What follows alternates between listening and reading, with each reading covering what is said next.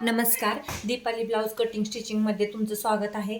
हे पाहू शकता, हे अशा प्रकारे मी ब्लाऊज रेडी करून घेतलेला आहे आणि याची परफेक्ट फिटिंग कशी करायची. आजकाल पहा, बरेच टेलरचा प्रॉब्लेम असतोय की त्या काखेमध्ये घोळ येतो. तर काखेमध्ये घोळ येऊ नये म्हणून फिटिंग जर परफेक्ट असेल तर तुमची काखेमध्ये घोळ कधीही येणार नाही. तर मी ज्या पद्धतीने तुम्हाला फिटिंग करायला सांगणार आहे त्या पद्धतीने जर तुम्ही फिटिंग केली ब्लाऊजची व्यवस्थित, आतली ही शिवून घेतलेला बाजू आहे पहा, पाहू शकता मी कशी शिवून घेतलेली आहे. आतल्या साईडला धागे अजिबात दिसत नाही कारण फोल्ड करून शिवून घेतलेला आहे. अशा प्रकारे जर तुम्ही ब्लाऊजला फिटिंग केली जशी मी सांगते आहे तर ब्लाऊजला फिटिंग एकदम परफेक्ट येणार पहा. तर कशी करायची, तर ही प्रथम काय करायचं, कमरपट्टी पहा, ही जी कमरेची बाजू आहे त्यामध्ये तुमची कमरघेर किती आहे तेवढा मोजून घ्यायचा.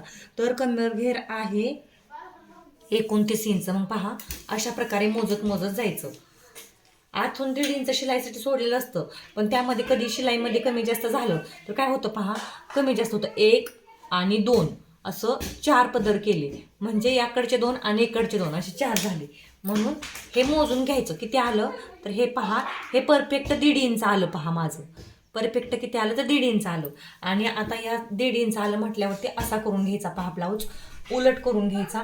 आणि हा जो दंड आहे, हे पहा, जो दंड आहे तो दंडघेर किती आहे, 5.25 इंच आहे पहा. दंडघेर आहे 5.25 इंच. मग इथून काय करायचं, 5.25 टाकून घ्यायचं. हे पहा, मी थोडंसं लुजिंग ठेवायला सांगितलं आहे मला म्हटल्यावरती एका टिप्पणी लुजिंग ठेवलं म्हणजे 5 इंच केला. म्हणजे मला एका टिप्पणी लुजिंग ठेवायला लागलं होतं दंडामध्ये.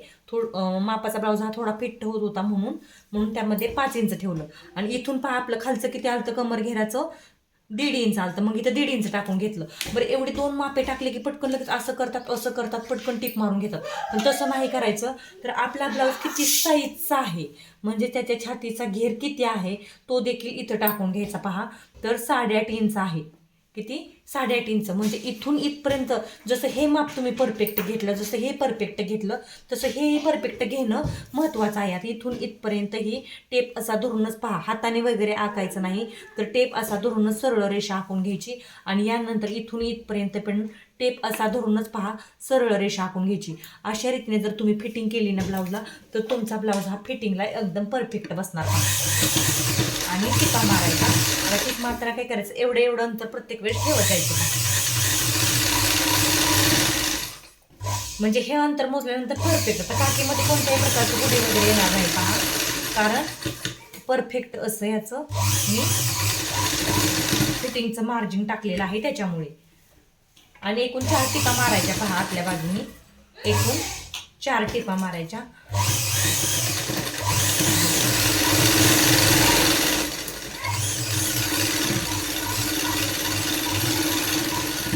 दोन झाल्या पहा. फिटिंग मी तुम्हाला ओपन करून दाखवणार आहे. इथपर्यंत व्हिडिओ पाहिलेला असेल तर सबस्क्राईब आणि लाईक नक्कीच करा.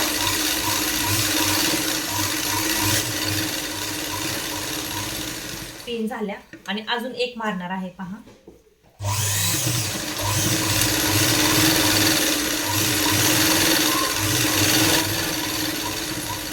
हे पहा, अशा पद्धतीने मी 4 टिपा मारून घेतल्या. आता पहा, हे उलट केलं मी याला. आता उलट केल्यानंतर सगळ्यात महत्त्वाचं म्हणजे पाहू शकता, तर उलट केल्यानंतर हे जे मार्जिन आहे कमर फिटिंगचं ते तर परफेक्ट येणारच, काहीच प्रॉब्लेम नाही. हा भाग मी थोडा वेळ साईडला राहून देते. आणि हे पहा, अशा प्रकारे जर तुम्ही फिटिंग केली तर ब्लाऊजची फिटिंग ही एकदम परफेक्ट येणार आहे पहा. एक तर काय होतं, हे ब्लाऊजचं जे आहे ना मार्जिन इथलं धरत नाहीत पहा. इथलं मार्जिन जर तुम्ही नाही धरलं तर ब्लाऊज हा फिटिंगला चुकतो पहा, असं होतं. त्यामुळे इथलं पहा मार्जिन जे आहे ते परफेक्ट धरून घ्यायचं पहा. अशा प्रकारे ब्लाऊजला फिटिंग केल्यानंतर ब्लाऊजची फिटिंग तुमची कधीही चुकणार नाही. आणि अशीच इकडच्या बाजूला देखील करून घ्यायची पहा फिटिंग. तर खूप सोपी पद्धत आहे ही. इकडच्या बाजूला पण तसंच करायचं, मी आखून दाखवते तुम्हाला. इथून 1.5 इंच टाकायचं, इथून 8.5 इंच टाकायचं आणि इथून जे आहे ते 5 इंच टाकायचं आणि टेपनी असं जोडून घ्यायचं. हे प्रकार मी असं जसं जोडते आहे तसं. आणि फिटिंग आखून घेऊन याला टिपा मारून घ्यायच्या. सबस्क्राईब आणि लाईक करा पहा. खूप सोपी पद्धत आहे फिटिंगची. जी की मी तुम्हाला दाखवली.